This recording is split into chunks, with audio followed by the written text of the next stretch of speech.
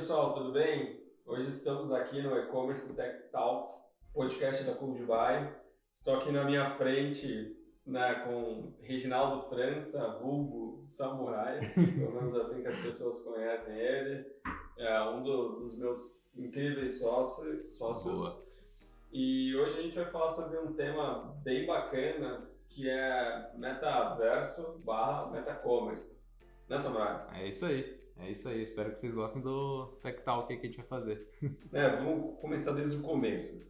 Para a galera que tá escutando a gente, provavelmente em casa, ou no carro, ou em qualquer lugar, vamos começar pelo básico. O que é um metaverso? Cara, o que é o metaverso? É básico, mas não é uma pergunta básica, porque o metaverso é muita coisa. O metaverso é uma possibilidade infinita de coisas que você pode fazer lá dentro. O que a gente fez nessa experiência do Metacommerce foi apenas um pedacinho dele. Foi uma experiência de compra virtual, totalmente com realidade aumentada e realidade virtual. O cara colocava o óculos, entrava numa imersão total, mas isso é apenas um pedacinho do metaverso. O metaverso, se eu tivesse que resumir o que seria o metaverso, seria uma realidade completamente à parte do que a gente vive hoje. Desde você ser uma pessoa separada do seu mundo atual, com possibilidade falando de e-commerce, né, com possibilidade de comprar produto no metaverso. É doido pensar isso, mas não existe uma pergunta simples quando a gente está falando de metaverso, porque são muitas coisas. E se a gente for pensar em principais aplicações de um metaverso, você aplica praticamente tudo. Eu vi um vídeo recente de uma pessoa programando o metaverso dentro de um metaverso. Isso é bizarro. Hoje eu sei que já tem muitos escritórios dentro do metaverso. Então imagina você num home office no mundo real, coloca o óculos, quando coloca o óculos você está dentro do metaverso e você tem o seu computador dentro do metaverso para você trabalhar lá. Então, assim, é um escritório dentro do metaverso. É doido, mas é possível. E ainda né, sobre essa dinâmica do metaverso, o que você acha, né, você acredita que essa tecnologia vai representar no futuro? Cara, tava lendo num livro um tempo atrás chamado Blue Ocean, Oceano Azul. O metaverso ele representa o oceano azul de oportunidades. Então vai desde novos mercados, novas tecnologias, novas profissões, novo tudo. Então, sempre quando aparece alguma nova tecnologia aí no mercado, alguma coisa recente, alguma coisa inovadora, sempre existe novas oportunidades para trabalhar em cima. Então, o que a gente fez nesse evento foi apenas um pedacinho. Então, a gente levou uma experiência de compra, mas a gente não integrou com método de pagamento usando o MetaMask, por exemplo, poderia utilizar. Então, poderia utilizar outras N formas de pagamento, de produto, NFT, as possibilidades aí são infinitas. Tá? Precisa estar muito à frente em tecnologia. Um cara que não está à frente de tecnologia não vai saber fazer nada no metaverso, muito por causa das keywords que a gente usa. Então, a gente está falando de Web3 aqui, está falando de cripto, MetaMask, pode ter pessoas que nem saibam o que significa. E se você não sabe o que essas palavras significam, o contexto dela, onde aplicar, dificilmente você vai conseguir criar um metaverso. Então, primeiramente, você tem que ser um cara muito à frente de tecnologia.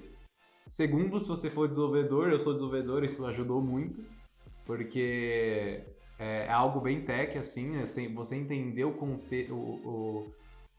a diferença entre a internet antiga com a nova internet, né, o Web3, você precisa ter umas skills de dev para conseguir compreender bem. Não necessariamente precisa, mas você tem que ter pelo menos a base ali construída. Você tem que entender bem como funcionam as coisas, tecnicamente falando. Tá, e graficamente? Porque na cabeça de quem deve estar escutando é um universo gráfico ali dentro que você está acessando através de um óculos, por exemplo. Uhum.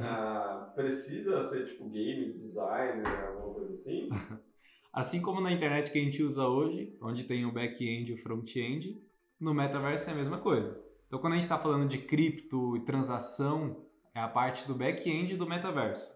tem a parte do front-end. Hoje a gente quando a gente fala de metaverso, a gente sempre vê na nossa cabeça aqueles joguinhos, né? Eu lembro que tinha um joguinho antigo na minha época que era o Rabu, que a galera entrava lá e tinha uma nova vida no Rabu. E sim, se você for construir a parte do front-end no metaverso, você tem que ter as skills de desenvolvedor front-end, de desenvolvedor gráfico, de design, sim. Então um cara que hoje consegue construir jogos vai se sair bem para construir um metaverso falando de front-end. Mas ele precisa de todo o skill de back-end para construir toda a parte por trás ali também. O pessoal que está nos escutando pode não conhecer alguns dos termos que a gente falou. Entre eles, NFT, Web3 e MetaMask. Vamos só fazer uma breve introdução para eles saberem um pouquinho mais. Vamos começar por NFT? Bora lá. NFT foi um termo difícil para mim compreender também. Quando eu compreendi, minha cabeça explodiu. Para explicar o que é NFT, imagina que eu tenho esse copo aqui da CodeBuy. Ele é ilimitado. Perdão, ele é limitado. Então eu fabrico dele, 10 por ano eu fabrico dele. Então em 5 anos eu vou ter 50 copos.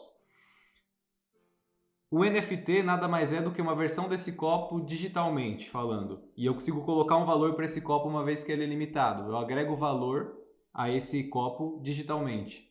Então, NFT é muito similar ao que colecionadores têm hoje. Então, imagina que eu tenho lá um capacete do Ayrton Senna. Isso tem um valor agregado gigante. Imagina aí um capacete do Ayrton Senna em NFT, que também é ilimitado. Também é limitado. Então, NFT é isso. São produtos digitais limitados que têm o valor agregado nele. E o valor agregado geralmente é usando alguma criptomoeda, né? Ethereum, aí tem um monte aí. Interessante.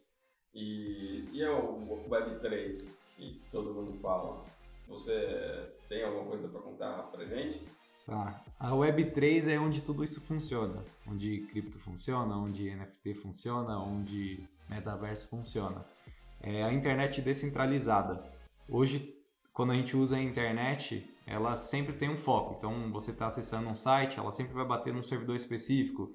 Você vai acessar, o Facebook, e-commerce, sempre vai bater nos servidores específicos das empresas que você está querendo acessar. No Web3 é diferente, a rede é toda compartilhada.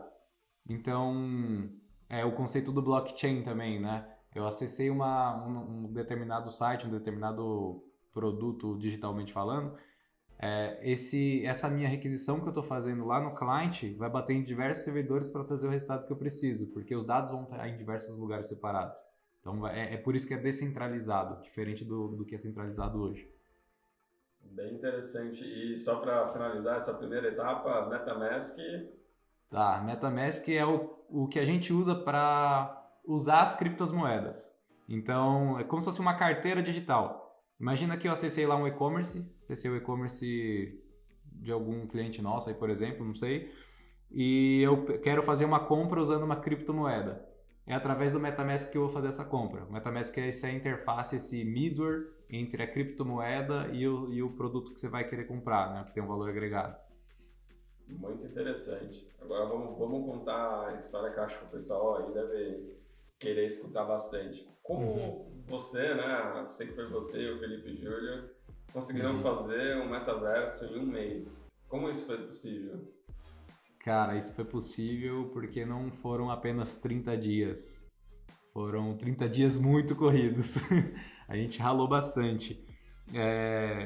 Eu procurei muito conteúdo na internet, eu fui fazendo um planejamento do que a gente queria desenvolver, pensando em... Como a gente tinha apenas 30 dias, eu fui tentando enxugar o máximo possível de funcionalidades que a gente poderia desenvolver. Não tirando tudo, mas tirando o que não era essencial para o que a gente precisava. Então, foram 30 dias ralados, a gente entrava no escritório às 6, 7 da manhã, saía às 9, 10 da noite, todos os dias focado para fazer o metaverso, o metacommerce, né? E funcionou bem, assim, o segredo foi resiliência, foi esforço total, foi não deixar com que os 30 dias ficassem na nossa cabeça de não vamos conseguir, então vamos parar agora. Não, a gente vai tentar fazer e vai conseguir fazer. E é isso, foi bem com isso que a gente conseguiu realizar mesmo.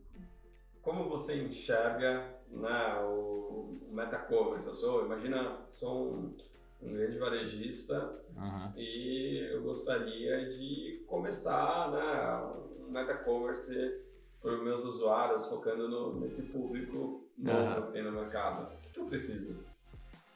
Cara, imagina, assim, o que o cliente precisa? Ele precisa de uma agência parceira que manje muito de tecnologia e ele precisa da ideia. O que a gente levou no MetaCommerce para o Vetex Day? Foi uma experiência onde o usuário ele ia colocar o óculos e ia entrar num mundo totalmente à parte, entrar numa espécie de museu para conhecer um pouco da história da Coldbuy e no final ia ter um processo de compra. Teve um processo de compra integrado à Vetex. Mas imagina, em vez de um museu, eu replicar a loja física do nosso cliente, do lojista, dentro do metaverso. E lá eles têm um produto digital 3D. Então o cliente consegue pegar com o joystick do óculos, por exemplo, virar o produto, ver como funciona, fazer uma compra e essa compra chega na casa dele. Ou ele comprou NFT por lá, não sei, por exemplo, se o cliente quiser vender NFT, reserva, está fazendo isso. Então imagina que irado. As possibilidades são gigantes, como eu falei.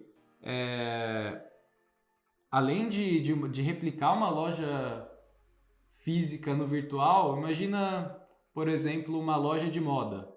Ela quer dar a possibilidade para o cliente dela ver aquele produto real da forma mais real possível no conforto da casa dele. Coloca o óculos ou pelo celular mesmo ele consegue ver um vídeo 360 de uma modelo desfilando com o modelo da calça jeans que ele pretende comprar. Então, ou ver um manequim vestido, ver como a roupa fica no corpo de fato, ver com realidade aumentada, por exemplo, como fica um sapato no pé dele usando a câmera do celular e ele consegue fazer uma compra, por exemplo. Então, as possibilidades aí são grandes, ele só precisa da ideia ou do objetivo e de uma tecnologia bem avançada. Bem interessante. E essa tecnologia, ela é uma tecnologia simples de usar? Eu não diria isso. Como tem muita coisa para ser feita, tem muitas opções de tecnologia para serem feitas, tem muitas coisas sendo feitas na comunidade de metaverso, então não diria que é simples. Tem uma certa complexidade, mas tudo com planejamento, com foco, a gente consegue fazer, né? Então, a gente fez em 30 dias, por exemplo. Por mais que não foi simples o que a gente fez, conseguiu fazer num tempo bem reduzido. Então, simples não é, mas não é nada impossível. Entendi. E ainda assim, trazendo bastante esse cenário da visão do varejo. Quem são as pessoas hoje que utilizariam o metaverso? Que eu vi algumas pesquisas, são em grande parte jovens, menores de 25 anos.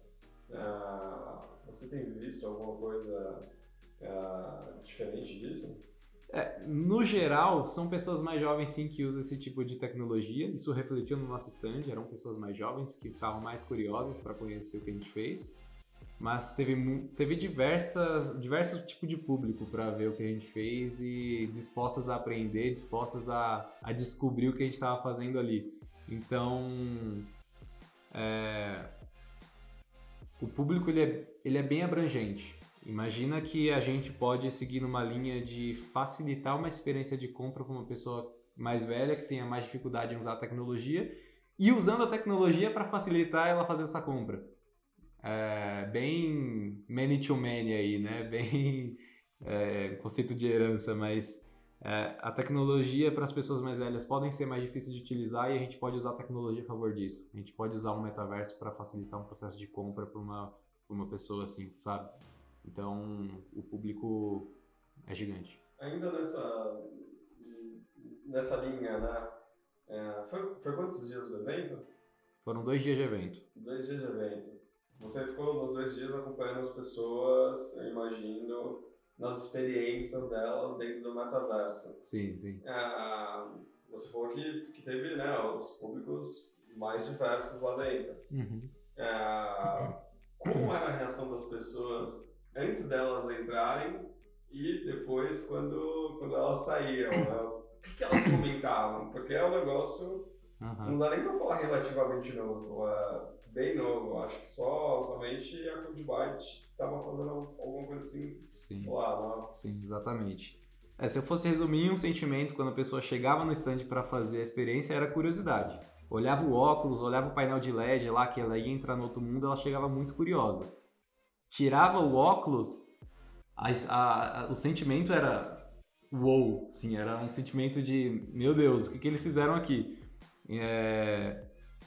Inclusive, durante todas as experiências que a gente acompanhou nos 2 dias de evento, as pessoas faziam a experiência com um sorriso no rosto, assim.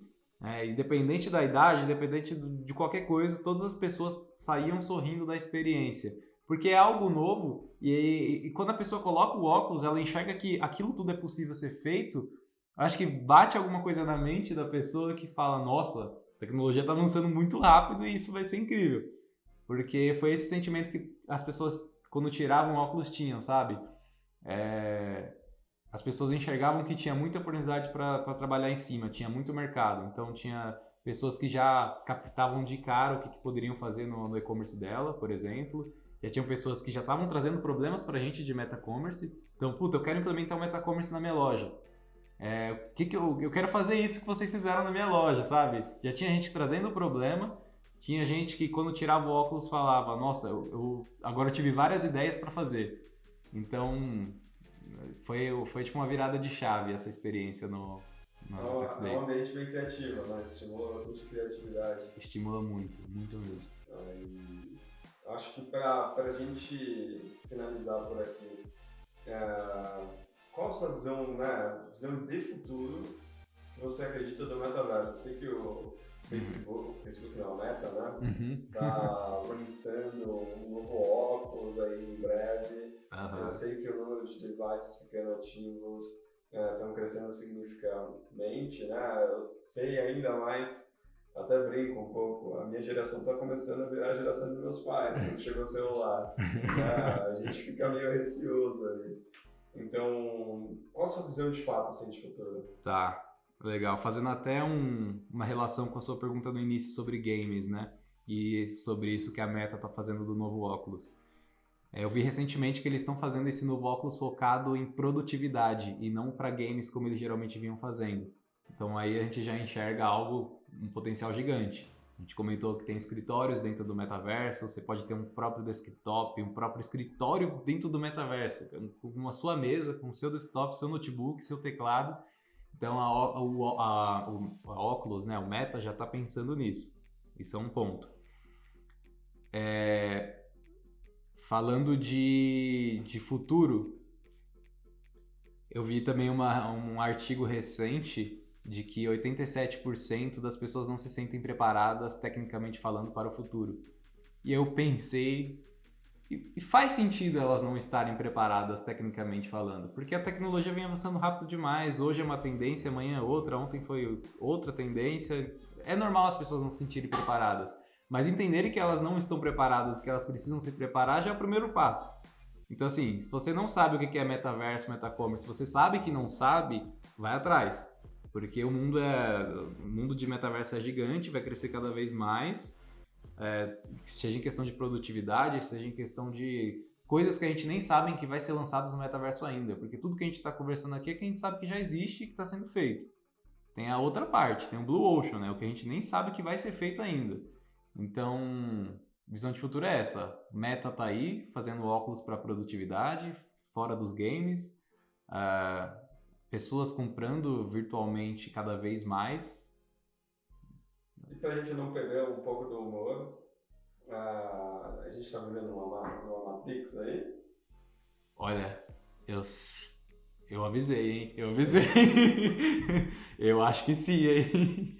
Talvez o óculos seja fora da matriz, né? Quem sabe? Ou é uma Matrix dentro de uma Matrix? Pode ser. Então, gente, depois dessa finalização aí, a gente gostaria de agradecer, né, bastante. Vocês estão aí com a gente já há um baita tempo nos escutando. Considerações finais? Era isso, agradecimento, obrigado por escutar a gente, vai atrás de conhecimento, é isso. Obrigado. Vejo vocês no próximo programa.